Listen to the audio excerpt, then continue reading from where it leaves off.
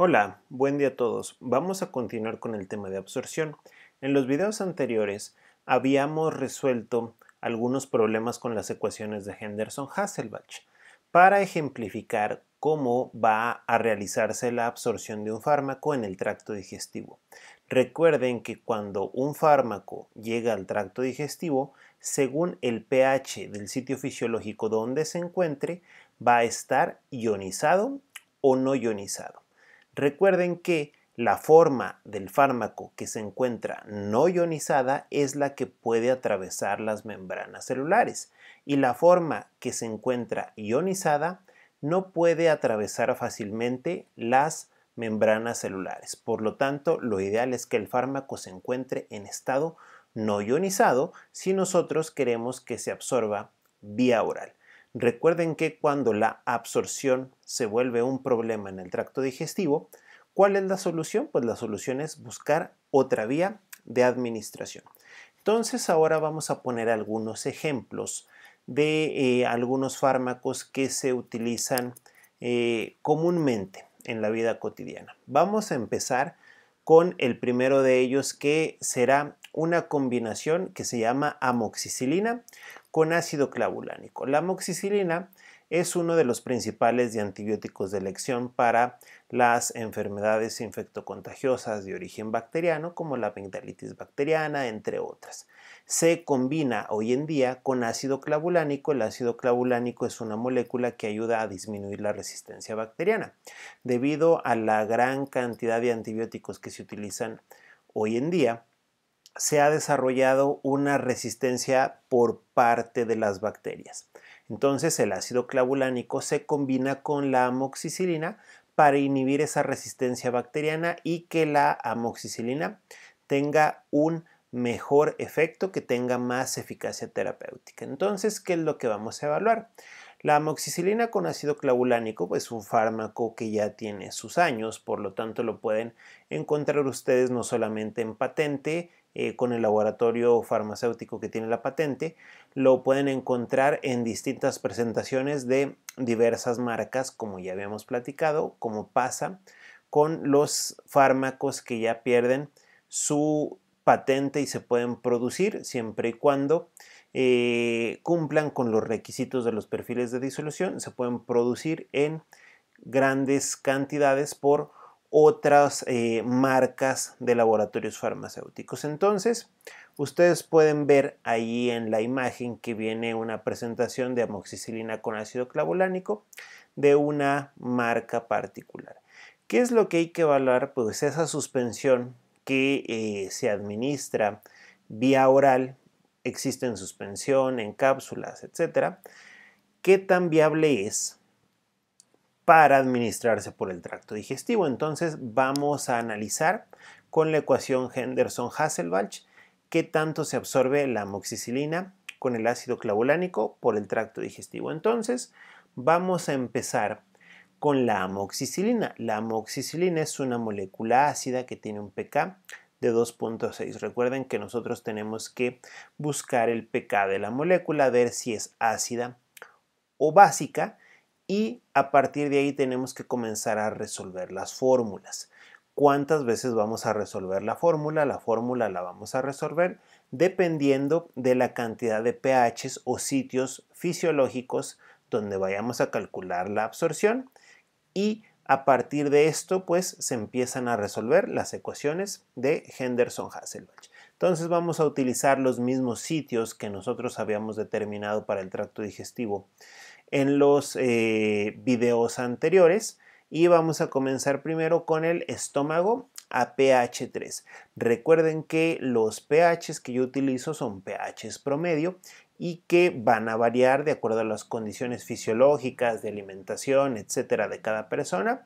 Por lo tanto, sería ideal sacar un promedio de las personas o el grupo de pacientes a los que nosotros les vamos a hacer este tipo de pruebas. Entonces comenzamos haciendo la ecuación de Henderson-Hasselbalch con la amoxicilina, que nosotros habíamos quedado que es un ácido con un pK de 2.6 en el estómago con un pH de 3. Vamos a ver cómo le va a la amoxicilina. Entonces, recuerden que lo primero que tenemos que hacer es, si el fármaco es ácido o base, tenemos que seleccionar la ecuación. Entonces, en este caso, para la amoxicilina, seleccionamos la ecuación para ácidos. Y tenemos ahí la ecuación antilogaritmo de pH menos pK es igual a fracción ionizada entre fracción no ionizada. Sustituimos pH menos pK, el pH, el del estómago 3, menos el pK de la amoxicilina, que es un valor constante, 2.6.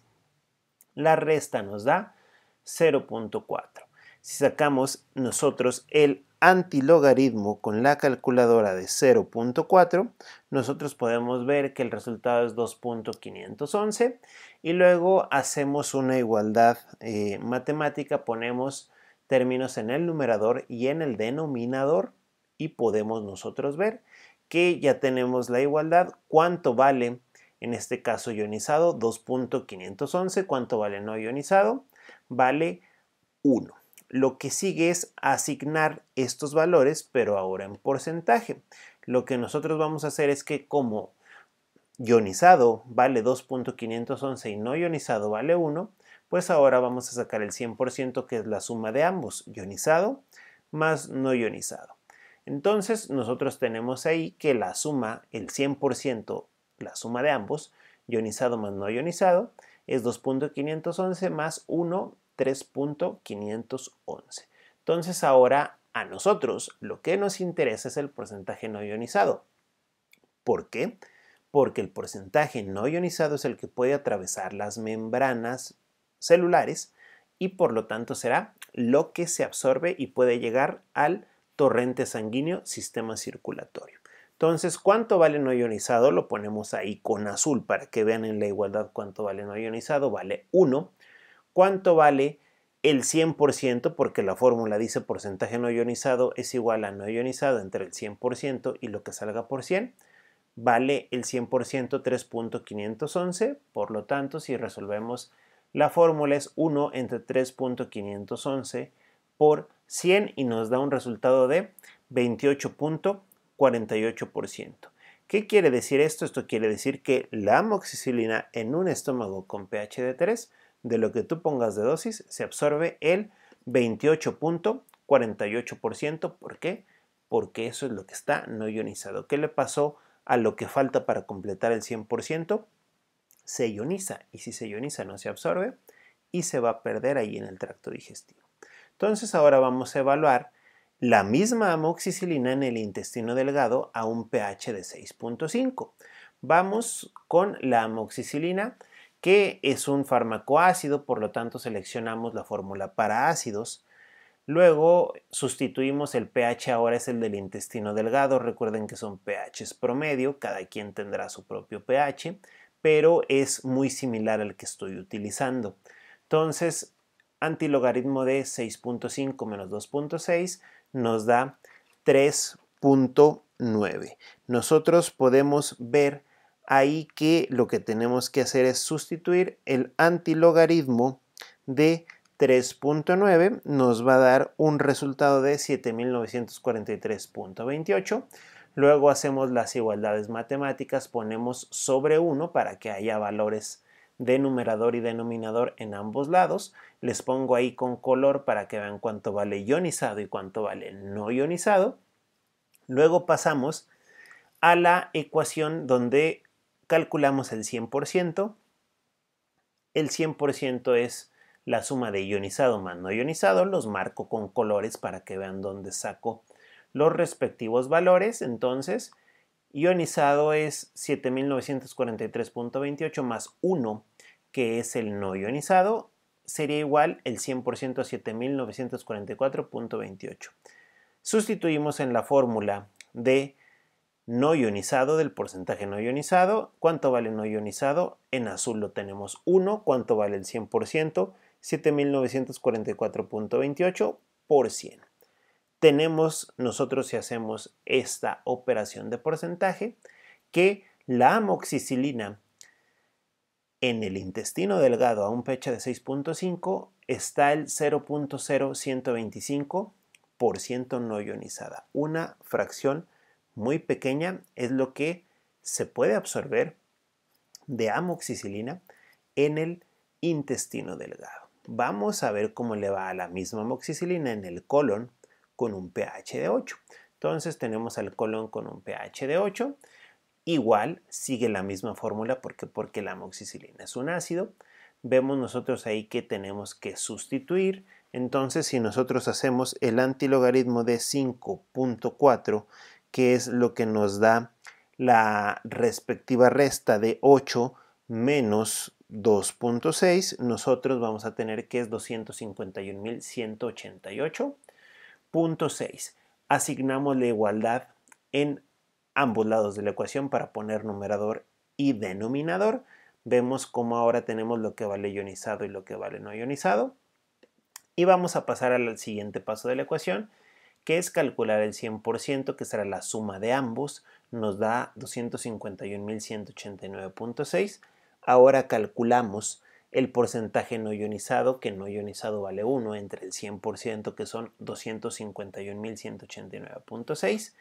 Y si nosotros hacemos esa división y multiplicamos por 100, vamos a tener que el porcentaje no ionizado de amoxicilina en el colon es de 0.00398%, una fracción mínima.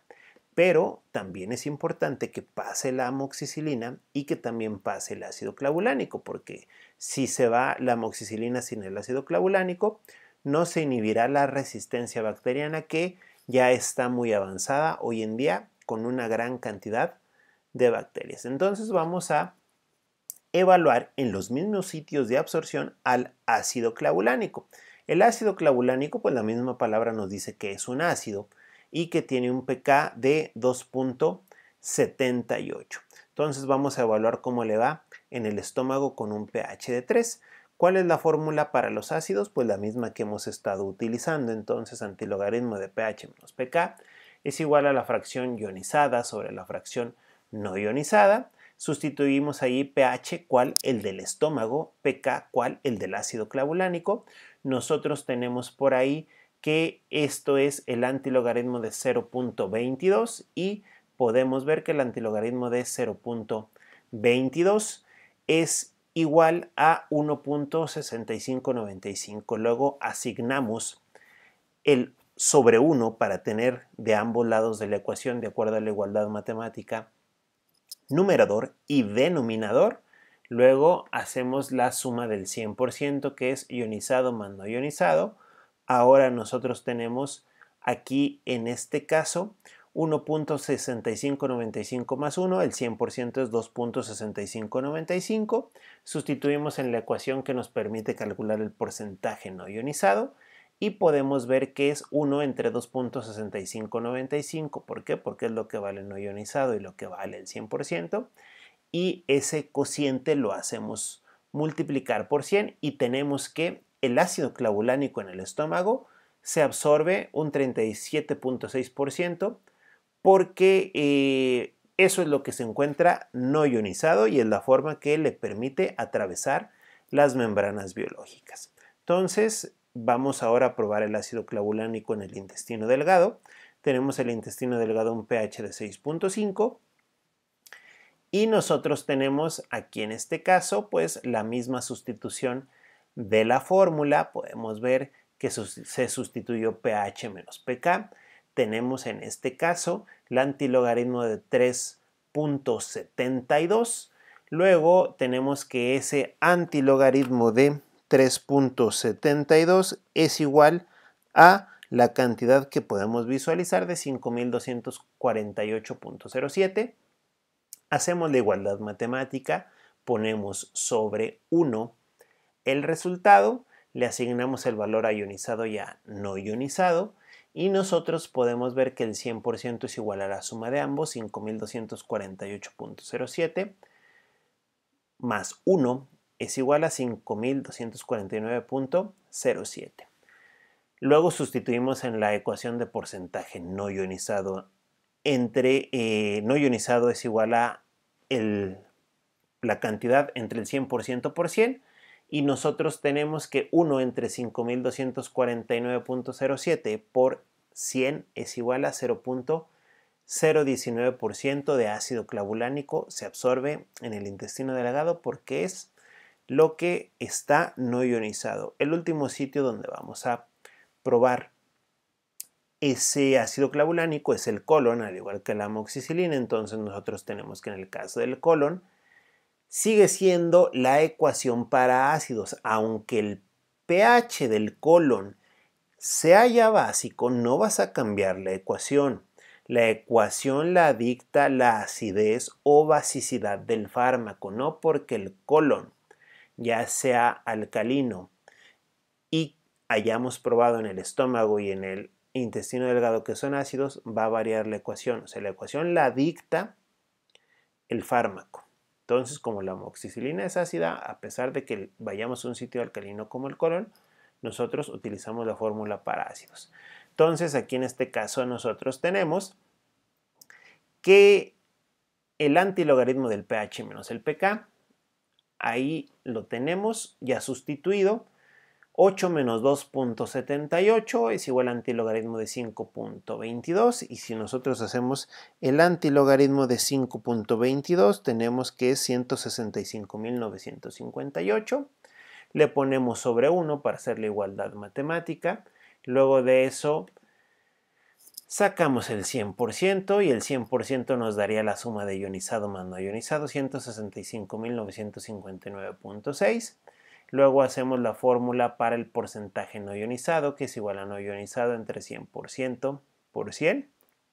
Y ahora tenemos, si nosotros hacemos cuánto porcentaje está no ionizado, tenemos que es el 0.0006%. Es una fracción muy pequeñita la que nosotros tenemos de ácido clavulánico pasando en el colon. Si nosotros concentramos los resultados que nosotros tenemos en estos ejercicios, podemos ver lo siguiente, que la amoxicilina con el ácido clavulánico tienen en el estómago pues porcentajes cercanos al 30%, si redondeamos los números. En el intestino delgado los porcentajes son cercanos a 0, en el colon también son cercanos a 0. En general, por la vía oral, los porcentajes de absorción de amoxicilina y ácido clavulánico son malos. ¿Qué es lo que habría que hacer? Pues buscar otra vía de administración, y efectivamente se busca otra vía de administración. Hace algunas décadas, incluso puede ser que les haya tocado cuando ustedes eran niños, los antibióticos estaban diseñados principalmente para inyectarse vía intravenosa y vía intramuscular con una inyección en el glúteo. Les había dicho en las vías de administración, en los temas de vías de administración, que la vía intravenosa te da una biodisponibilidad del 100%. ¿Por qué? Porque ahí ni siquiera existe la absorción. No se batalla con estos problemas de Henderson-Hasselbalch. ¿Por qué? Porque va directo a la circulación sanguínea. En el caso de la vía intramuscular por el glúteo, la biodisponibilidad es de 95% a 98% más o menos, casi un 100%. Entonces, puede ser que ustedes recuerden que cuando eran niños les decían, te vamos a poner antibiótico. ¿Cómo lo quieres? ¿Inyectado o tomado por vía oral?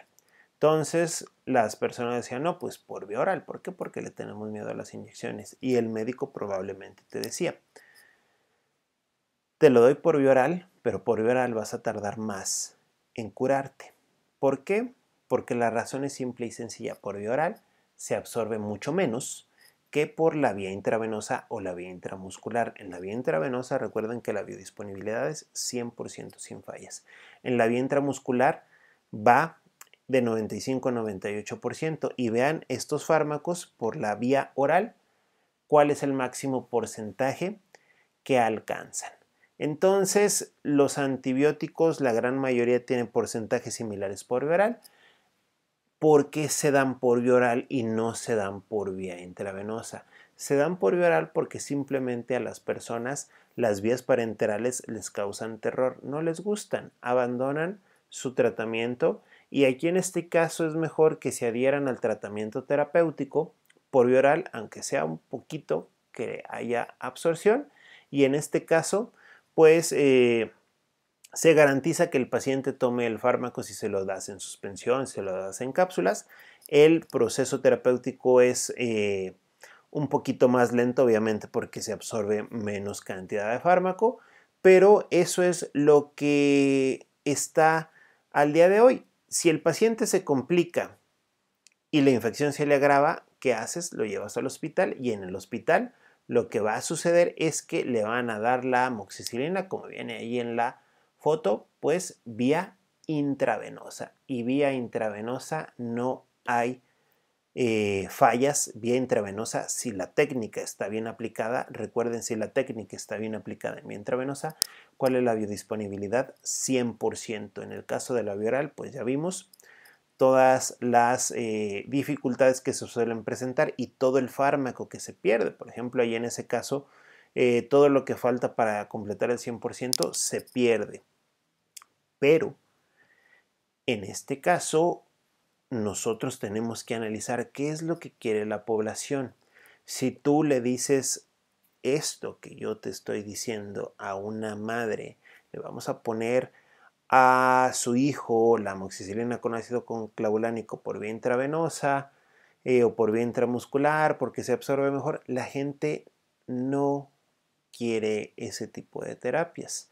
Y ustedes pueden ver hoy en día, si tienen hijos, si tienen primos, hermanos, sobrinos, que los antibióticos vía parenteral, ya sea vía intramuscular por inyección en el glúteo o vía intravenosa para uso doméstico, o sea, para llevar, para que te los pongan en la casa, prácticamente están extintos, prácticamente no existen. ¿Por qué? Porque la gente los rechazaba. Entonces, salvo que sea de manejo intrahospitalario, o sea, en el hospital, te van a poner el antibiótico por vía intravenosa, por vía intramuscular. Pero como les digo, si tienen un hermano, un sobrino, hijos, etcétera, se podrán dar cuenta que antibiótico que te recetan viene por vía oral en suspensión para los niños. Ya prácticamente no se usa, en este caso, hacerles vías parenterales en la casa a los niños, de hecho ni siquiera a los adultos. Entonces, ¿qué es lo que debemos de razonar nosotros? Que no siempre lo mejor va a ser lo que más se vende. Los antibióticos inyectados son lo mejor, pero a las personas eso no les importa a pesar de que les diga el médico que es lo mejor.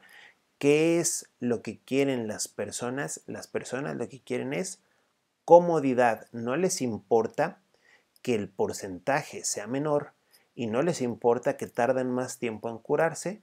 Prefieren tomarse esto por vía oral o darle esto a sus hijos, a sus menores por vía oral, que estar pinchándose con una vía parenteral, con una aguja.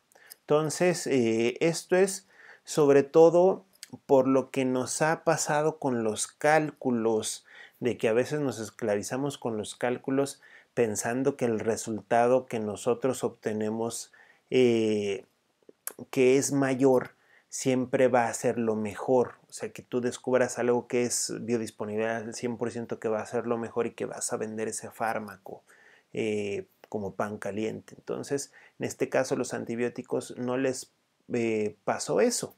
¿Por qué? Porque se empezaron a ofertar de esa manera antibióticos que tuvieran una alta biodisponibilidad. La condición era que se tenían que usar esas vías parenterales, que fue lo que sucedió. La gente simplemente lo rechazó.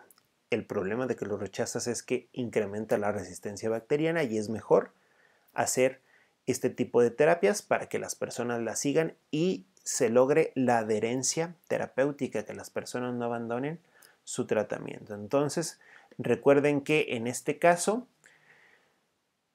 fármaco por vía intravenosa es la mejor opción que hay. No existe mejor opción, pero las personas no siempre lo van a querer. Principal ejemplo, los antibióticos. Vamos a ver más ejemplos que suelen suceder en la vida cotidiana, como este de los antibióticos, para que sepan sobre todo por qué las cosas son como son. Entonces,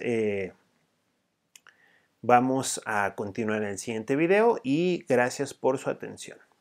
Adiós.